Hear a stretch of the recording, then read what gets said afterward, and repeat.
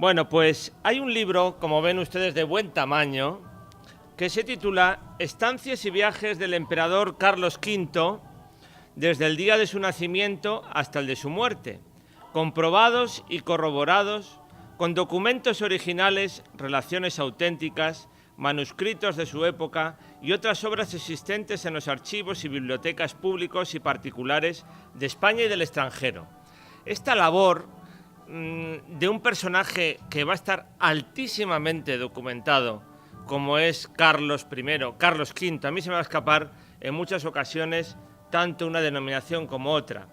Pues la realizó Manuel de Foronda y Aguilera en el año 1914, cuando entonces en España se llevaba mucho, en la historiografía española y en la historiografía de otros lugares, se llevaba muchísimo aquello del positivismo, que el historiador no interviniese con sus apreciaciones y con su subjetividad en la propia situación histórica. Bueno, pues como les decía, es un personaje, Carlos V, que sabemos prácticamente lo que hizo a lo largo de todos los días de su vida. Si buscamos el 14 de noviembre de 1517, nos dirá: en Mojados y convento del Abrojo, sábado. El rey comió en Mojados, cenó y pernoctó en el convento de frailes franciscanos del Abrojo. Nos dice La Fuente, y dice así: partió el rey de Mojados acompañado de los nobles y unos 2000 caballos, no haciendo más que 2 leguas, para no pasar de un monasterio llamado El Abrojo, donde quería permanecer unos días antes de entrar en Valladolid. Como el tiempo era hermoso, fue por el camino con sus pájaros cazando liebres. En el camino se encontró 400 alabarderos de Castilla, vestidos de rojo, amarillo y blanco, que le aguardaban en un altozano para rendirle honores. El marqués de Villena salió al encuentro y, apeándose de una mula por ser muy viejo, saludó al rey y le siguió después en su cabalgadura hasta el monasterio. 15-17 de noviembre en el convento del Abrojo, del domingo 15 al martes 17. Este monasterio, fundado por San Pedro Regalado, enriquecido por doña Isabel, abuela del rey, era de franciscanos. Esto es lo que nos dice Foronda. Y en él se alojaron el rey don Fernando, doña Leonor y muchos señores. El rey, don Fernando, doña Leonor, los 3 hermanos. En él permanecieron 4 días y en él en que hizo su entrada en Valladolid. Y nos pone el texto. Posteriormente, ya el 18 de noviembre, en el convento del Abrojo y Valladolid, miércoles, el rey comió, hizo su entrada y pernoctó en Valladolid. Dice: el día 18, antes de su partida, concedió a su hermano don Fernando el toisón de oro, al que, acompañado de los otros caballeros, a fin de observar las reglas, impuso las hermosas, laudables y caballerescas cosas referentes a la dignidad de la orden del toisón de oro, leyéndole las obligaciones y preeminencias que le son correspondientes.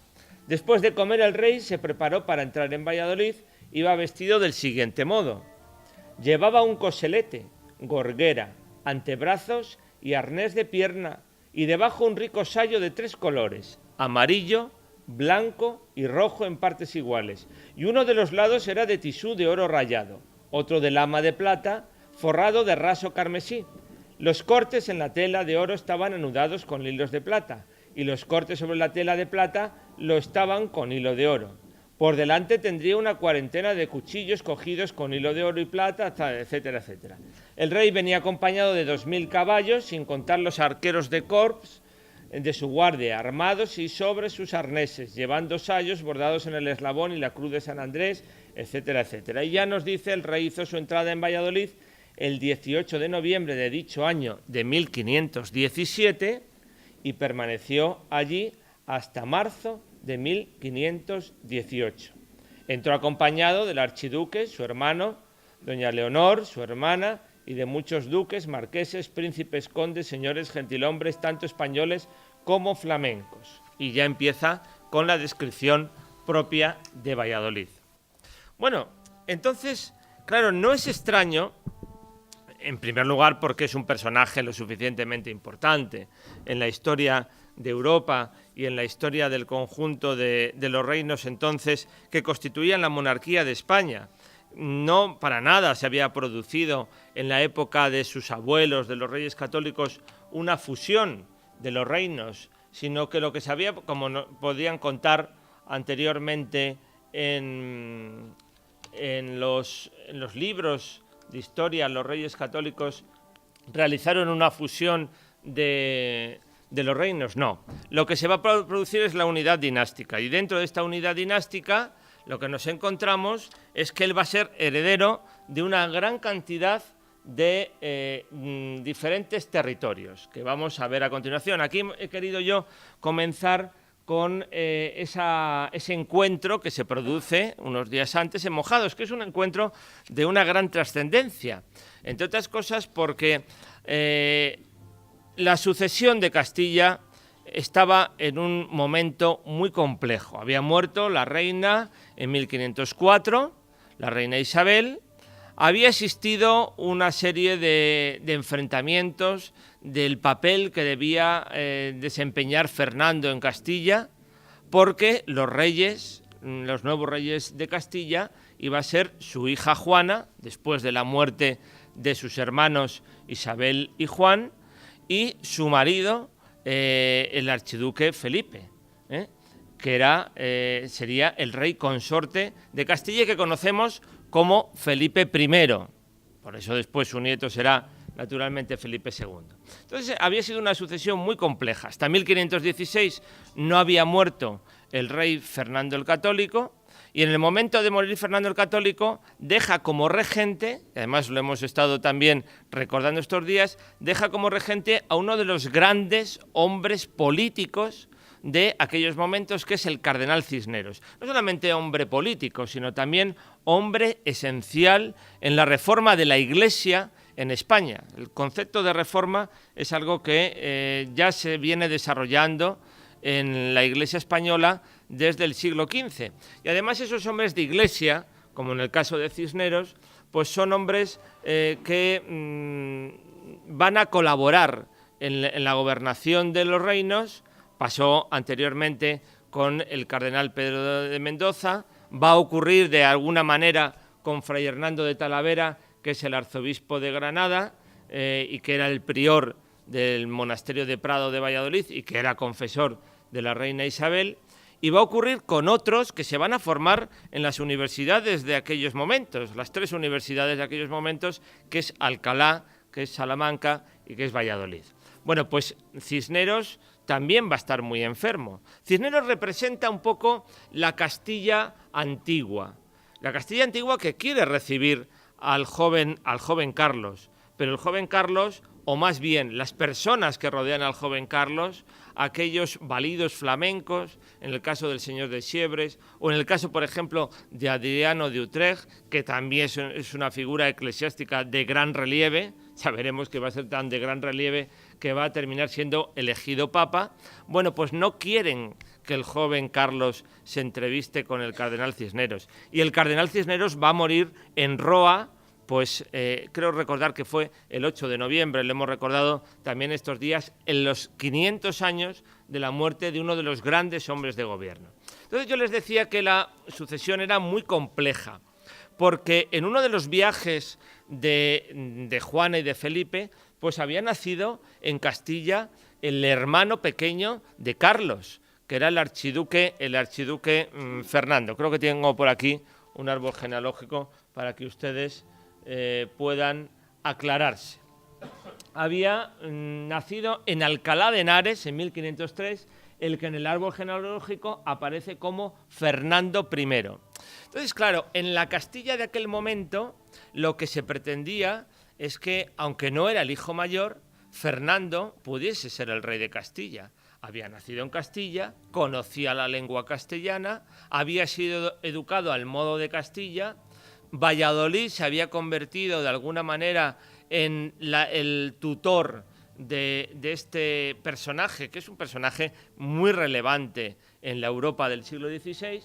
Y claro, Carlos y sobre todo las personas que rodean a Carlos, les repito, porque Carlos es un joven de 17 años que además no conoce la lengua castellana, no conoce los usos y las costumbres y la política de Castilla, pues las personas que rodean a Carlos, aquellos mismos que le habían impedido ver al cardenal Cisneros, saben que tiene que entrevistarse con Fernando y que se tiene que producir ahí un reparto de papeles para el futuro. Y eso es en lo que consisten los días anteriores a la llegada al convento del Abrojo.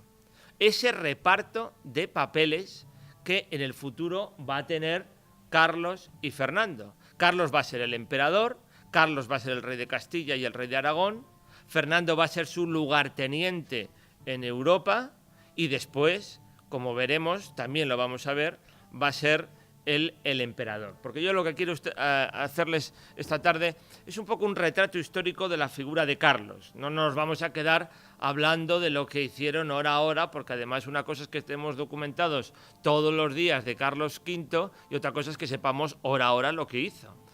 Sería además muy poco interesante desde el punto de vista histórico. Entonces yo quiero que ustedes de aquí, para estos días que estamos conmemorando, celebrando, podemos celebrar, yo creo que también, conmemorar la presencia, la primera presencia de Carlos en Castilla, pues tomen ustedes conciencia de la figura histórica que tenemos, que estamos estudiando, ¿no?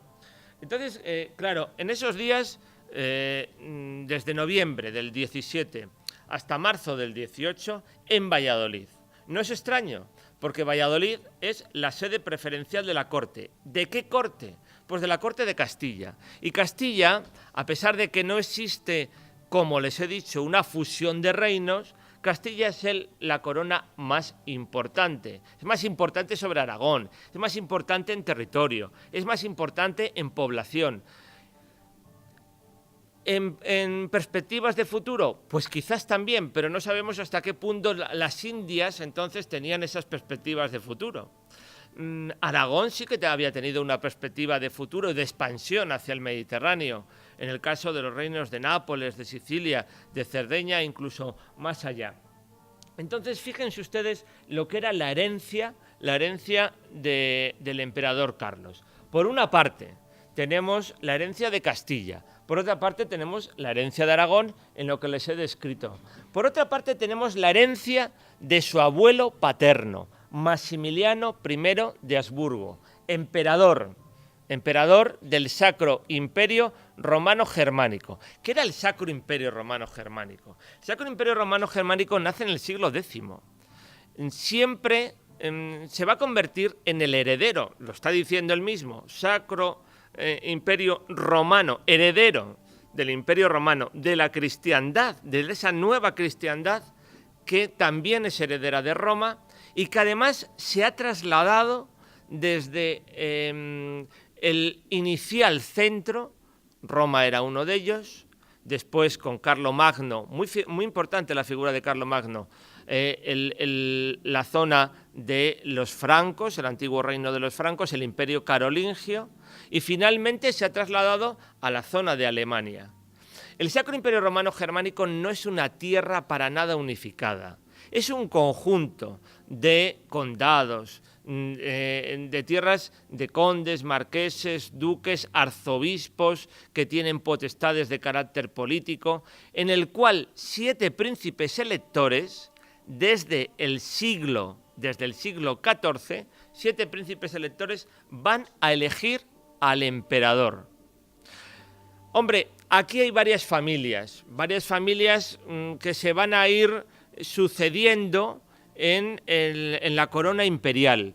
Y desde finales del siglo XIII, y con algunos saltos, desde Rodolfo de Habsburgo, los Habsburgo van a tener una gran importancia a la hora y unas grandes posibilidades de ser elegidos. ¿Quién son los Habsburgo? Pues los Habsburgo son señores de una de las tierras de ese Sacro Imperio Romano Germánico. Austria, Estiria, Carintia, Tirol, van a ser los señores, los príncipes de esos territorios. Sobre esos territorios van a ejercer una mayor autoridad, pero esos 7 príncipes electores les van a dar la posibilidad de ser emperadores del Sacro Imperio Romano Germánico. para ser elegidos tendrán que pagar a los príncipes electores. Por eso, a continuación, les voy a decir que la entrada de Carlos en Castilla y en Aragón no va a ser la entrada más adecuada, porque va a venir pidiendo dinero. Va a venir no sabiendo los usos, trayendo a su gente y pidiendo dinero. Es decir, 3 causas por las cuales va a ser muy mal recibido en Castilla. Bueno, esa es la herencia de su abuelo, Maximiliano. Como ven, cuando llega al convento del Abrojo, en 1517, Maximiliano todavía vive. Es viudo ya de su esposa María de Borgoña. María de Borgoña es importante. Es importante por una razón que yo les voy a contar a continuación, que ya les he indicado de alguna manera. Y esa razón es que en el Abrojo, en ese convento del Abrojo, Carlos va a conceder a su hermano el toisón de oro. El toisón de oro, que hoy es una orden que tienen los reyes de España, es propia de la monarquía española. Viene de aquí, de María de Borgoña. María de Borgoña era la heredera de un territorio complejísimo, que yo no les voy a describir ahora el problema de Borgoña con Francia, porque sería harto complicado para ustedes, pero estaba en el imaginario de los Habsburgo y de la dinastía de Borgoña recuperar territorios confiscados por el gran enemigo de Carlos en el futuro, que va a ser el rey de Francia. María de Borgoña permitía el acceso a Carlos a unos nuevos territorios, que no eran los originales de la Casa de Borgoña, pero que van a ser muy importantes en la monarquía a partir de entonces, y van a ser los Países Bajos. Los Países Bajos y el Franco Condado. De tal manera que ustedes pueden ver aquí cuál es físicamente la herencia de Carlos V. Por una parte Castilla, con la amplitud que tiene Castilla, por otra parte unida ya Castilla-Navarra, porque había sido incorporada en 1512 a Aragón y lo será al año siguiente a Castilla, por parte de Fernando el Católico, ya no vivía la reina Isabel. Aragón, con todos los territorios de la expansión de Aragón, es decir, Nápoles, Sicilia, que no lo ven en el mapa, y Cerdeña. Los territorios propios de los Habsburgo, miren ahí, Austria, Tirol, es decir, el sur del imperio. El imperio que tenía unos límites teóricos y unos límites reales. Dentro de esos límites teóricos se pueden ver esas líneas azules, es decir, territorios patrimoniales y la posibilidad de ser elegido como emperador a la muerte de su abuelo. Les vuelvo a decir, para eso había que pagar a los príncipes electores. Y los territorios que aparecen ahí, Países Bajos, Luxemburgo, Franco Condado, que eran de su abuela María de Borgoña. Claro, por ejemplo, el Franco Condado, ese territorio del Franco Condado, en el futuro va a ser muy importante para inaugurar algo que se llamó el Camino Español. El Camino Español permitía la comunicación de los territorios italianos, el sur y sobre todo Milán, el Ducado de Milán, que había sido disputado a Francia y que seguirá siendo disputado a Francia, Milán a través del Franco Condado, los Países Bajos. Eso permitía, les digo, ese camino español que unía y estructuraba pues una monarquía tan difícil de comunicar. Porque, claro, el gran enemigo estaba en el medio. El gran enemigo era Francia. Francia, sobre todo, con una figura como Francisco I. Francisco I había querido incluso ser elegido como emperador. ¿Tenía posibilidades? Pues sí, porque Francisco I, quizás entre algunos de sus títulos, se encontraba alguno de los territorios del imperio. Otra cosa es que pudiese reunir los apoyos de esos 7 príncipes electores. O sea que fíjense el gran problema político que tenía el joven Carlos con 17, 18 años cuando viene a Valladolid y, lógicamente, después de solucionar de alguna manera el reparto de papeles con su hermano Fernando en Mojados, no me extraña que quiera parar unos días en el convento del Abrojo. Porque lo que va a venir en Valladolid no va a ser fácil. Lo que va a venir en Valladolid van a ser las Cortes. Lo que va a venir en Valladolid, su gente, tanto el señor de Siebres como Adriano de Utrecht, pues lo tienen que planificar. Porque, como les digo, va a pedir dinero y las Cortes, sin embargo, le van a decir: no se rodee de flamencos, no se rodee de personas ajenas a Castilla para gobernar Castilla, no nos pida dinero para unas empresas totalmente alejadas de la estructura de Castilla y además permanezca aquí. Bueno, pues ninguna de estas cosas se las va a realizar. Va a pedir dinero, se va a rodear de su gente y además se va a ir. Se va a ir a otra parte, por ejemplo, se va a ir a Aragón, donde va a pedir dinero a las Cortes de Aragón. Y quiere seguir yendo a otros territorios que forman parte de la Corona de Aragón. Corona de Aragón formada por el Reino de Aragón. Fíjense que estoy distinguiendo, esto lo digo porque además esto está de plena actualidad. Corona de Aragón que está formada por el Reino de Aragón, el Reino de Valencia, el Reino de Mallorca, el Condado de Barcelona dentro de ese principado. Es decir, la Corona de Aragón es muchísimo más complicada de gobernar que la de Castilla, porque en la Corona de Aragón, como se han dicho tantas veces en los manuales de historia moderna, es un tipo de corona constitucional. No hay una constitución, pero es una corona en la que hay que pactar muchísimo más.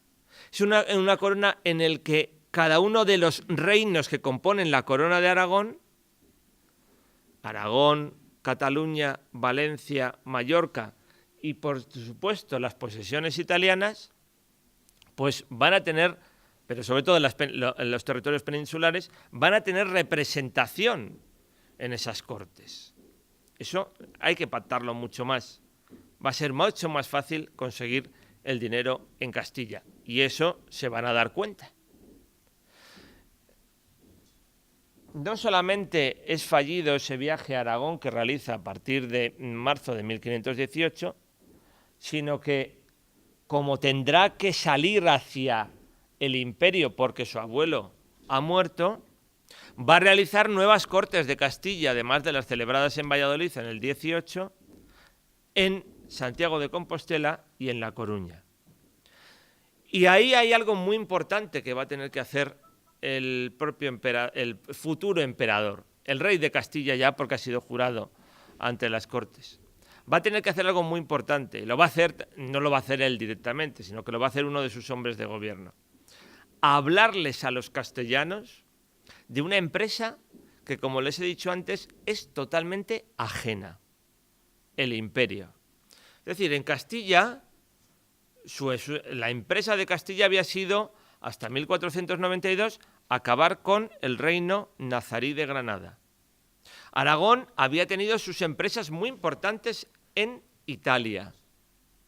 Castilla podía tener también una empresa muy importante y la estaba empezando a desarrollar en las Indias. Pero el imperio, esto era algo totalmente nuevo. Esto era algo totalmente ajeno. Y eso tendrá que ser hablado en las Cortes, en las cuales asistían los procuradores, los representantes de 18 ciudades que tenían derecho a representación en las Cortes.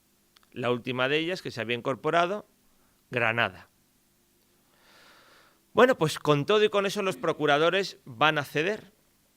Y ese es el origen de la Guerra de las Comunidades, que según nos dice Josep Pérez, según nos dice Louis Ribot, el primero un hispanista francés, el segundo un catedrático que ha sido de nuestra universidad y actualmente es de la UNED, es una auténtica rebelión. es una auténtica revuelta, que la podemos indicar o incluir dentro del conjunto de las revueltas europeas. Es decir, el paso del joven rey por Castilla ha sido muy fugaz. Ha desembarcado, resumiendo para que ustedes recapitulen, en el Cantábrico, se ha dirigido hacia Valladolid. Antes de dirigir hacia Valladolid ha solucionado dos problemas. Su madre, la reina Juana, aquí creo que tengo, por aquí tengo la reina Juana y a la maqueta de ese palacio real de Tordesillas. Palacio Real de Tordesillas era un edificio de una entidad importante. Esto lo ha estudiado el profesor Miguel Ángel Zalama convenientemente, el catedrático de Historia del Arte de Valladolid. Solucionar el problema de su madre seguía siendo la reina legítima de Castilla. Desde 1509, encerrada en Tordesillas. Pero todos los documentos van a tener que estar encabezados, pues hasta la muerte, por supuesto, de Juana en 1555, por doña Juana y don Carlos. Reina, el rey de Castilla, Aragón, todos los territorios, hasta de Jerusalén, hasta de Gibraltar, porque en los títulos así aparecía, de Sevilla, de Córdoba, etcétera, etcétera. Mojados con su hermano, en el convento del Abrojo había distinguido a su hermano, había entroncado a su hermano castellano, su hermano con el que no se conocía, a su madre casi tampoco. Le había entroncado con la familia europea a través del Toisón de Oro y luego se había dirigido a Valladolid, de Valladolid a los territorios de la Corona de Aragón y después va a iniciar su periplo para el imperio, para ser elegido como emperador, para encontrarse en los territorios apropiados, mientras que en Castilla se va a producir la revuelta de las comunidades. Esa es una primera etapa hasta 1522. Y a partir de 1522, pues Carlos va a aprender la lección. Voy otra vez al árbol genealógico. Va a aprender la lección. Se va a dar cuenta de la importancia que los territorios de Castilla van a tener para su gobernación, para bien y para mal. Quiero decir para bien y para mal porque aquí va a residir durante cierto tiempo, ya vamos a ir viendo. Por otra parte, va a contar con castellanos y con gentes de Castilla para el gobierno, no solamente de Castilla, sino del conjunto de la monarquía que incluye el imperio, y además va a contar y la parte negativa es que va a contar con el dinero de Castilla, con los hombres y con los dineros de Castilla. Castilla se va a convertir en la piedra angular, de el gobierno de esa monarquía tan vasta del propio ya emperador Carlos V. Antes de pasar a esa nueva etapa, no quería yo olvidarme de un personaje que estuvo por aquí, que es uno de los flamencos que le acompañan en estos días, en esos días primeros, que va a ser Adriano de Utrecht. Decíamos antes que a Cisneros no le quiere conocer, pero Adriano de Utrecht es la otra gran figura.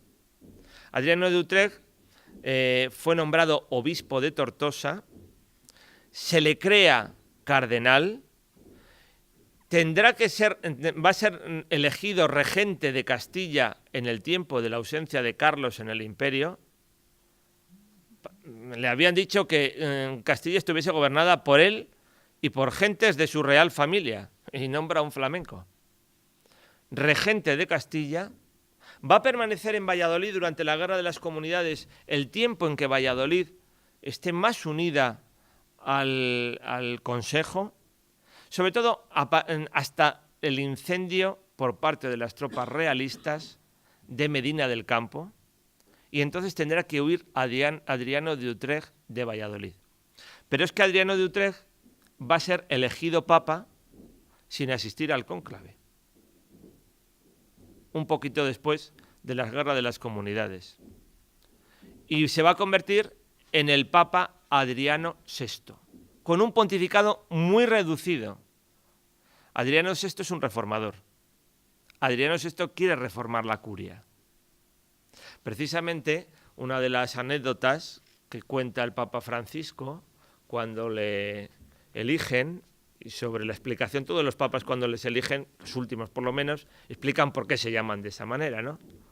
Y entonces él explicó por qué se llamaba Francisco, pero algún cardenal, que los cardenales cuando eligen a un papa y dan ideas de nombres, esto es como cuando vas a tener un niño, pues la familia siempre da idea de nombres, y entonces estás perdido.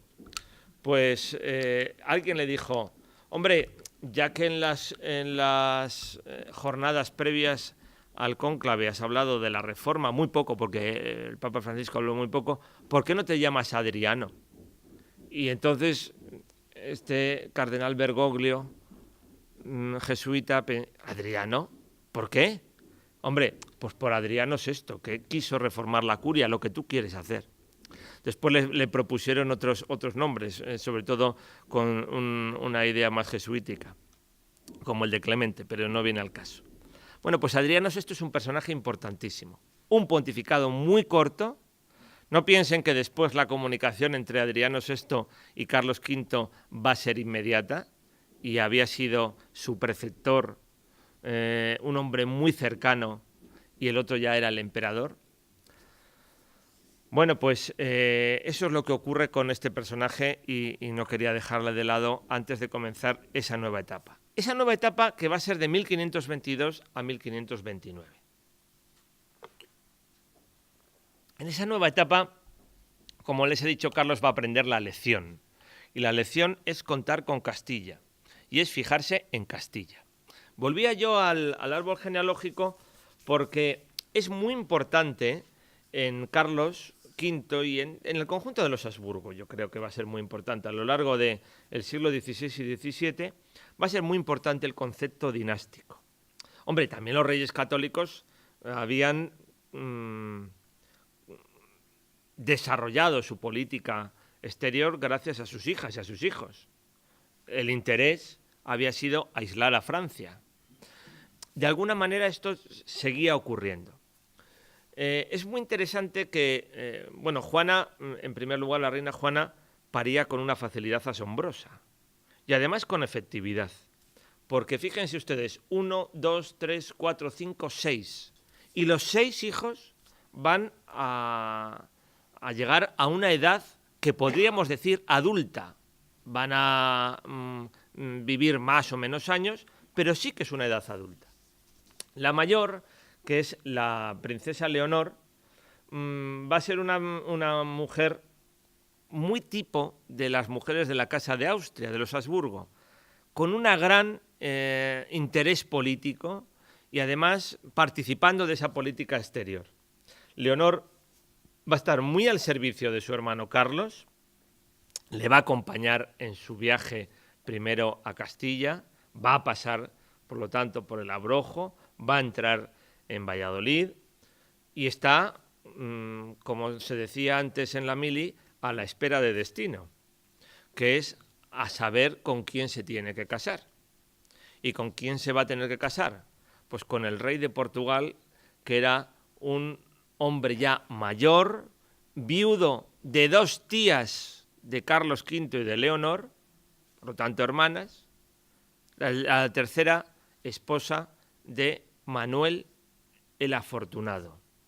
Manuel I de Portugal, aquel que es el protagonista de ese estilo gótico final en Portugal, que se llama el manuelino, como en España se llama el isabelino, ¿no? Bueno, pues Leonor, primer punto, a Portugal. Luego ya veremos otros destinos. Isabel, su hermana Isabel, un añito más joven que Carlos, es la que menos va a vivir de todos los hermanos, 25 años, pero va a ser la reina de Dinamarca. Dinamarca, fíjense dónde está el Sacro Imperio y dónde está Dinamarca.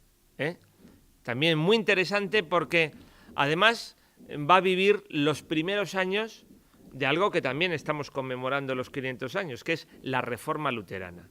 Y Dinamarca va a ser uno de esos territorios que va a vivir la Reforma Luterana de forma temprana.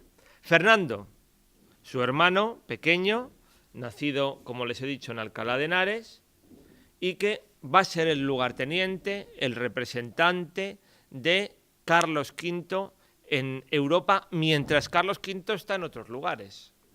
Fernando, por ejemplo, se va a tener que enfrentar a los turcos. En el mapa que hemos visto antes, fíjense cómo es el imperio turco.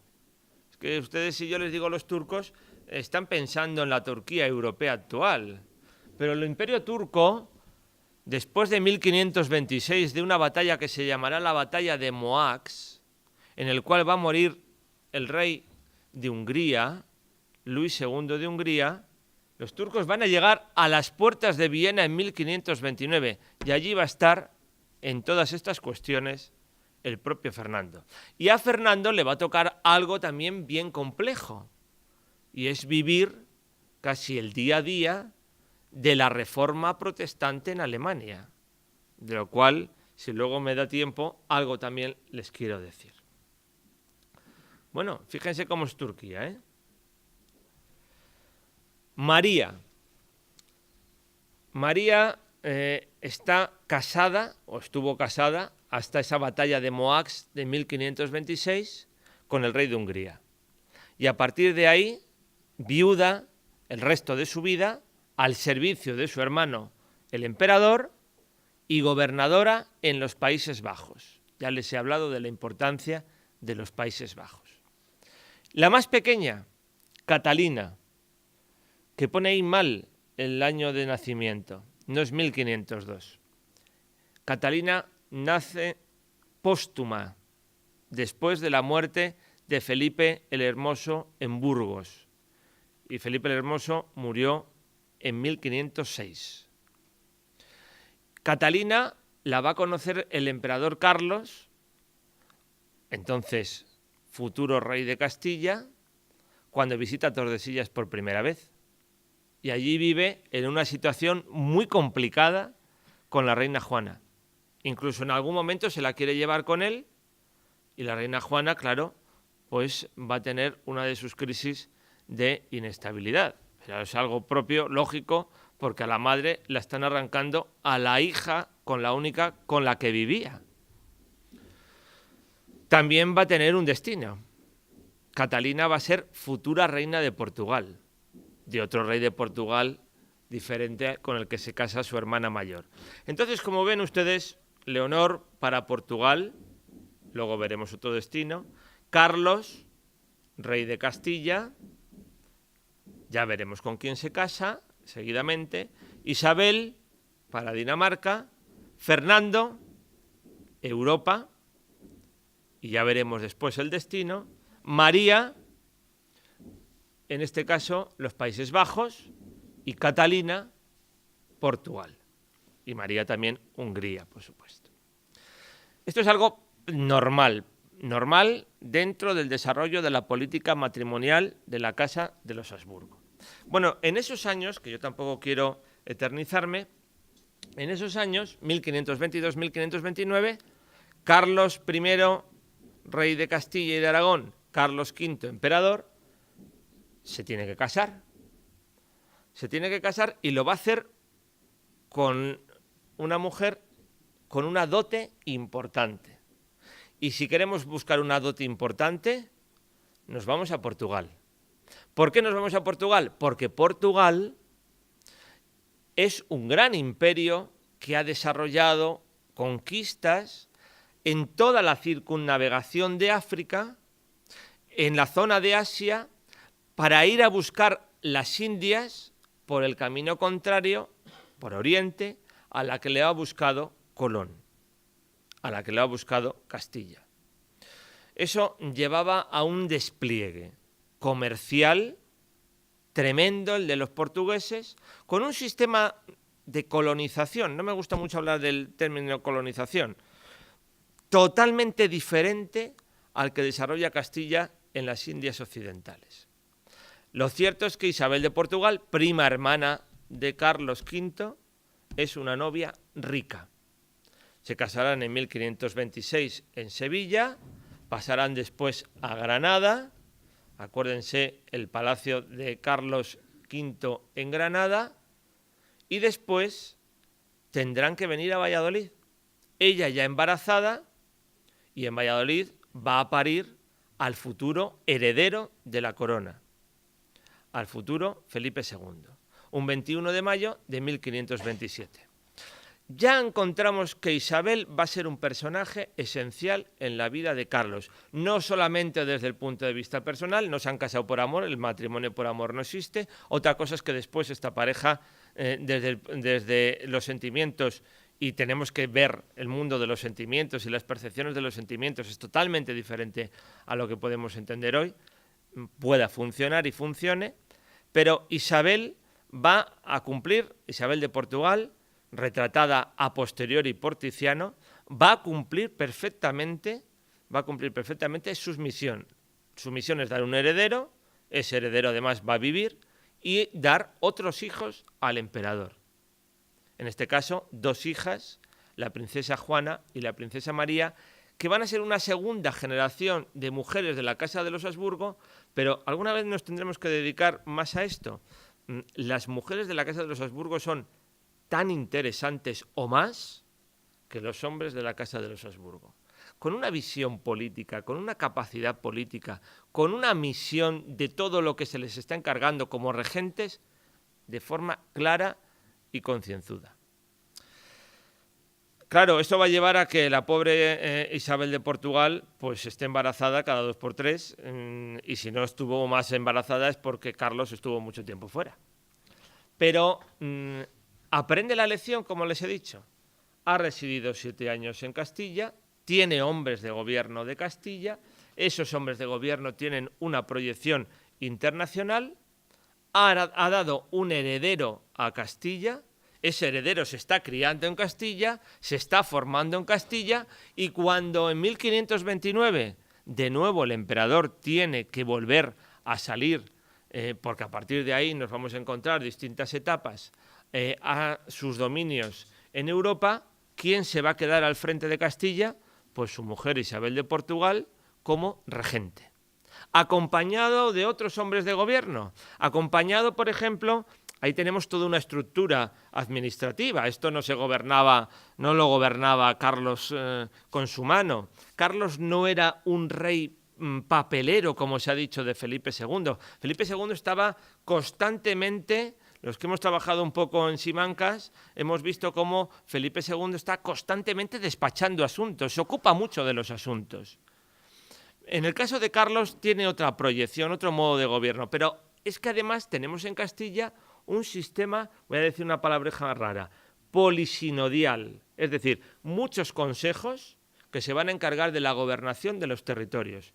Consejo en Castilla, consejo en Aragón, consejo en Italia desde el 55, tenemos también consejos temáticos, esto tendrá que pasar mucha administración hasta llegar a los ministerios, consejo de la Inquisición,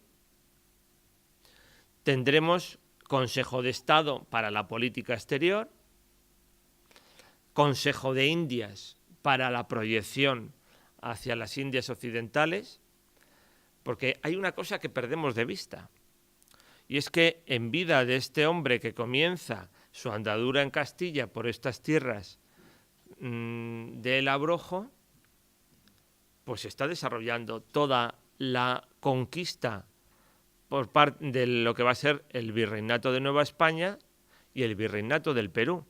Y no solamente se está desarrollando toda esa conquista, sino se está debatiendo sobre esa conquista. Y esto es algo que les insisto mucho a los alumnos. Cuando en la mayor potencia, que era entonces la monarquía de España, con el emperador, con el imperio, cuando la mayor potencia sobre una acción de gobierno, ¿ustedes se imaginan que en Estados Unidos estuviesen debatiendo sobre cada una de las decisiones que tomase el presidente de los Estados Unidos? Pues aquí se estaba debatiendo sobre la naturaleza de los habitantes de las Indias, que además eran una naturaleza como había dicho la propia Isabel la Católica en el Testamento, eran igual de súbditos que los que vivían en Valladolid. Pero claro, ahí había muchos complejos problemas. Estaba el problema de los encomenderos, en el que va a reaccionar un personaje esencial, contemporáneo del emperador, como es Bartolomé de las Casas.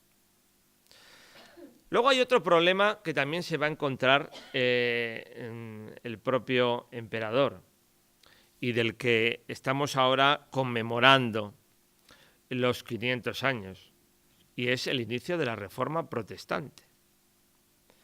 Y la Reforma Protestante comienza en el Imperio y se desarrolla en el Imperio y se expande en el Imperio gracias a la acción de los príncipes alemanes, porque los príncipes alemanes van a tener en cuenta una cosa, que adoptando la Reforma Protestante están atacando al emperador, autoridad que no querían para nada, que querían combatir, que querían ser príncipes en cada uno de sus territorios.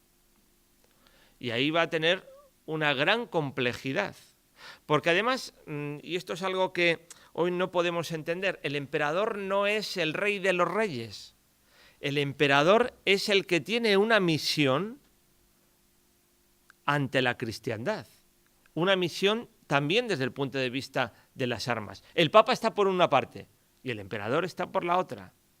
Y no siempre, yo me atrevería a decir casi nunca, desde el siglo X que hay el Sacro Imperio Romano Germánico hasta todos estos siglos, casi nunca se va a producir esa confluencia de intereses entre el papado y el emperador. El emperador, Carlos V, va a pedir la convocatoria de un concilio. Y el concilio, como siempre ha ocurrido con los papas, pero con los papas del XVI, con los papas del XIX y con los papas del XX, salvo en el caso de Juan XXIII, no quieren convocar concilios, porque el concilio es algo que se enfrenta de alguna manera a la autoridad del Papa. Entonces, la expansión de la Reforma Protestante en Alemania, la expansión de lo que consideran herejía, Carlos se encuentra con Lutero, cara a cara, en la Dieta de Worms. La Dieta es, no exactamente las Cortes, pero representa a todos los territorios del imperio. Y Lutero tiene la seguridad, entre otras cosas porque a Lutero le protege uno de los príncipes electores, a Lutero tiene la seguridad que él va a poder salir de esa Dieta de Worms con vida, que no va a ser apresado. Entonces, imagínense los grandes problemas que se plantean en la figura del emperador Carlos. Las Indias, y se debatirá de las Indias, la Reforma Protestante en Alemania. Él quiere seguir teniendo una monarquía universal, él quiere seguir teniendo un concepto de emperador medieval. Yo recuerdo que cuando yo hacía la carrera y tuve por primera vez la asignatura de Historia Moderna, me hicieron una pregunta: Carlos V medieval, Carlos V moderno. Y tuve que decir en qué aspectos Carlos V era una figura del medievo, en qué quería ser una figura del medievo y en qué quería ser una figura moderna, de la modernidad. Por último, para no cansarles más, como les digo, la vida de Carlos V va a estar muy repartida por estos territorios, va a tener periodos largos en Castilla, durante mucho tiempo en torno a Valladolid. En Valladolid, aunque él se va a Alemania, van a quedar sus hombres de gobierno. Tiene esos hombres de gobierno, pues que como Francisco de los Cobos, el secretario, su secretario, su hombre importantísimo en el sistema de los consejos. Va a tener grandes hombres de gobierno también en la Iglesia. Estoy pensando, por ejemplo, en el cardenal Tavera, en el arzobispo de Toledo, que va a estar muy cercano a la figura política de la emperatriz. La emperatriz, por cierto, va a morir el 1 de mayo de 1539, lo va a hacer en Toledo y lo va a hacer después de un parto. Finalmente, el emperador va a poder conocer a 3 hijos en edad adulta: su hijo Felipe, su hija María y su hija Juana. Y cuando se tenga que salir al imperio en distintos momentos, pues las regentes en Castilla van a ser su hijo Felipe, su hija María y su hija Juana. Y ahí va el último problema, que es el problema con el que, de alguna manera,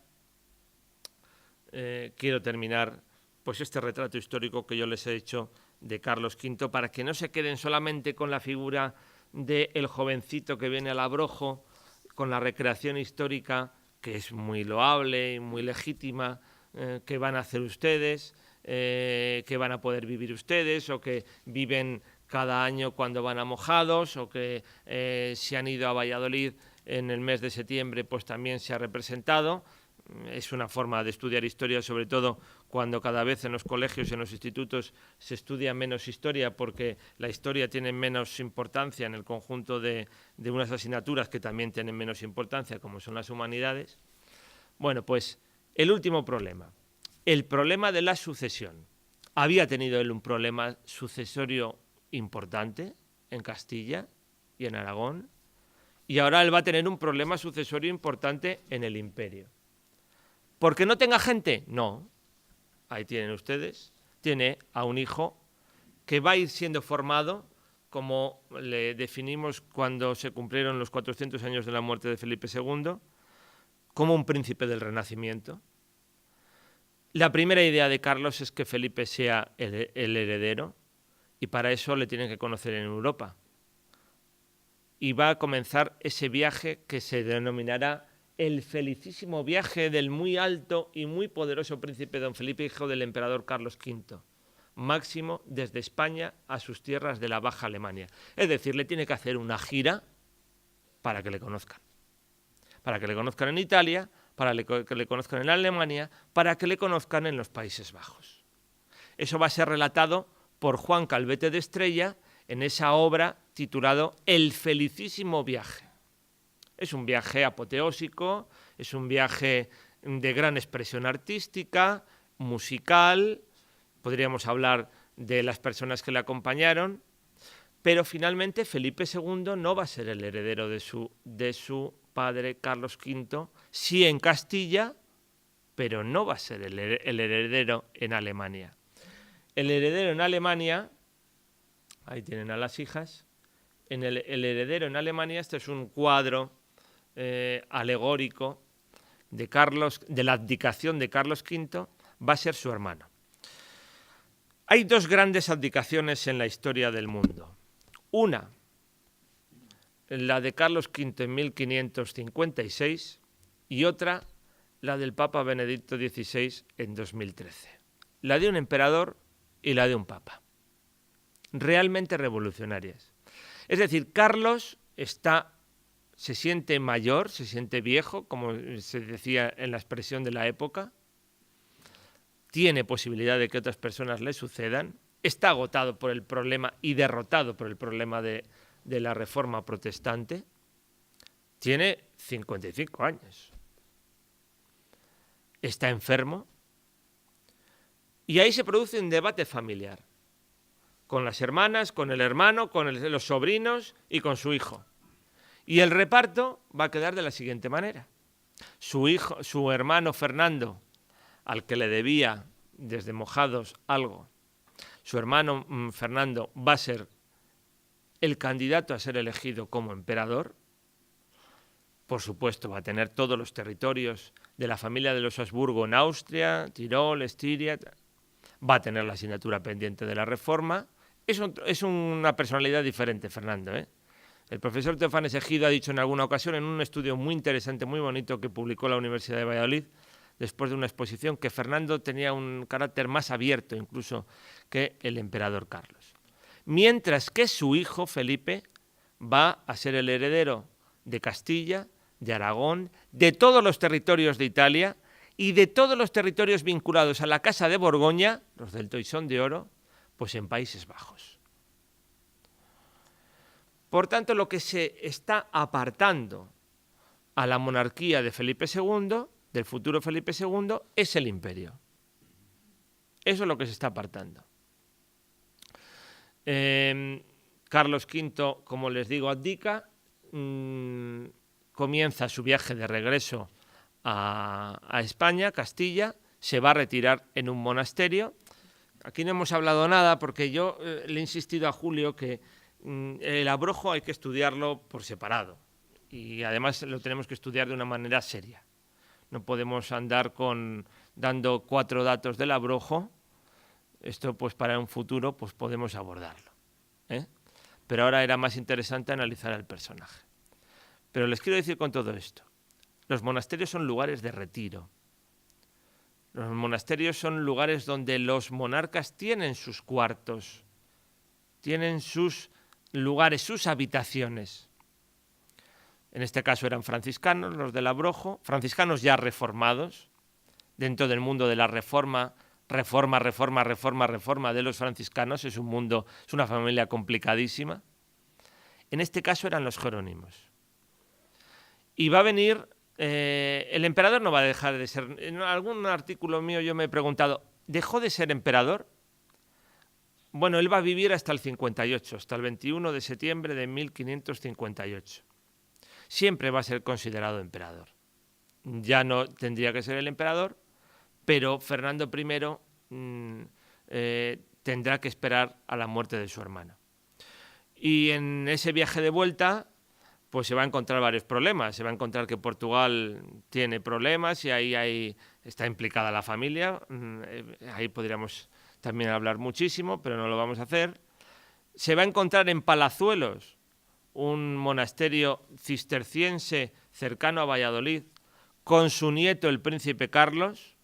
No le va a dar muy buenas impresiones, el hijo del primer matrimonio de Felipe II. No le va a dar buenas impresiones. No quiere entrar en Valladolid, pero su hija finalmente le convence, su hija Juana. Viene acompañado de sus 2 hermanas, María y Leonor, que han tenido una vida compleja, complicada, difícil, siempre al servicio del emperador. Y curiosamente, los 3 hermanos, Leonor, Carlos y María, van a morir en 1558. Y las honras, aunque va a morir, sabemos, el emperador en Yuste, las honras de Carlos V se van a celebrar en la iglesia del monasterio de San Benito el Real de Valladolid, con un catafalco. San Benito el Real de Valladolid, muy diferente a lo que ustedes pueden ver, que es fruto de la desamortización. Allí ya estaba el retablo de Berruguete, allí ya estaba la gran sillería de los monjes benedictinos. Un catafalco que durante mucho tiempo se va a mantener de alguna manera en San Benito, que casi alcanzaba las bóvedas, con una representación alegórica. No sé si aquí tengo yo algún... No he traído ninguna representación. Entonces ahí se va a producir, fíjense también, no lejano al abrojo de Valladolid, al abrojo de Laguna de Duero, no lejano se va a producir esas honras de Carlos V y el comienzo de una época totalmente diferente. Ese es el resumen del mapa de la Europa de la segunda mitad del siglo XVI, con el que voy a terminar. Las coronas de Castilla y de Aragón, Felipe II, el reino de Portugal, que va a terminar siendo también formar parte de la monarquía hispánica, porque Felipe II, en virtud de su madre Isabel de Portugal, lo va a heredar y lo va a conquistar en 1580. Tienen que Francia va a seguir siendo enemigo, por lo menos hasta la paz de Cateau-Cambrésis de 1559. Ahí no hemos hablado nada, pero Carlos, que es un caballero medieval, sigue pensando que podía pactar y resolver problemas con Francisco I, y Francisco I le fue traicionando hasta su muerte en 1547, hasta la muerte de Francisco I, el rey de Francia. Tienen ustedes ahí los Países Bajos, la zona de Flandes, que va a ser a partir de los años 60 un polvorín para Felipe II. Seguimos teniendo el Franco Condado, tenemos el milanesado al norte de Italia, todo eso regido por Felipe II. Tenemos Sicilia, Cerdeña y el Reino de Nápoles. Tenemos un aliado muy importante desde la época de Carlos en el Mediterráneo, el puerto de Génova. Vean ahí donde está Génova. Y por otra parte, pues ya en Viena tenemos como emperador al tío de Felipe II hasta 1564, Fernando I, y lo que se va a llamar los Habsburgo de Viena. Ya los problemas serán otros, diferentes, complejos. Hay uno que había tenido un problema muy gordo, Carlos, que había sido el de los turcos, y que de alguna manera con la victoria de Lepanto en 1571, en la época de Felipe II va a empezar a controlar. Era un problema de control del Mediterráneo y de control del norte de África, y del norte de África hacia las tierras y costas de Valencia. Así que pueden ustedes observar la importancia, ahí ven lo que va a ser la monarquía ya de Felipe II, cuando se una los territorios a los de Castilla y Aragón, los territorios de Portugal. La importancia de la figura que estamos conmemorando ahora, los 500 años de su llegada, y que casi podíamos ir conmemorando cada poco tiempo. Vamos a tener a Carlos, yo lo siento mucho, los historiadores nos gustan mucho las conmemoraciones. Conmemoraremos, si Dios quiere, pues la revuelta de las comunidades. Se pueden ustedes figurar lo que va a ser los 500 años de la Guerra de las Comunidades en esta comunidad autónoma en que la fiesta es la derrota de Villalar. Podríamos haber tenido muchas más victorias, pero bueno, eso es para otro tema. Conmemoraremos los tiempos del matrimonio con Isabel de Portugal, tan trascendental políticamente, el nacimiento de Felipe II. Tenemos Carlos V para rato porque está muy documentado. Así que yo lo que siempre les recomiendo es que se hagan, si les interesa el tema, con una buena bibliografía, con unos buenos estudios sobre Carlos V. Manuel Fernández Álvarez, por ejemplo, fue uno de los grandes autores que ha estudiado a Carlos V y son obras muy asequibles. Y es una etapa realmente apasionante en la historia, no solamente de España, sino también en la historia de Europa. Por algo, Carlos V era heredero, de alguna manera, de ese otro Carlos Magno, Carlomagno, y además tenían el mismo nombre. Todo esto pasó entrando por el Abrojo, cerca de Laguna de Duero. Muchas gracias.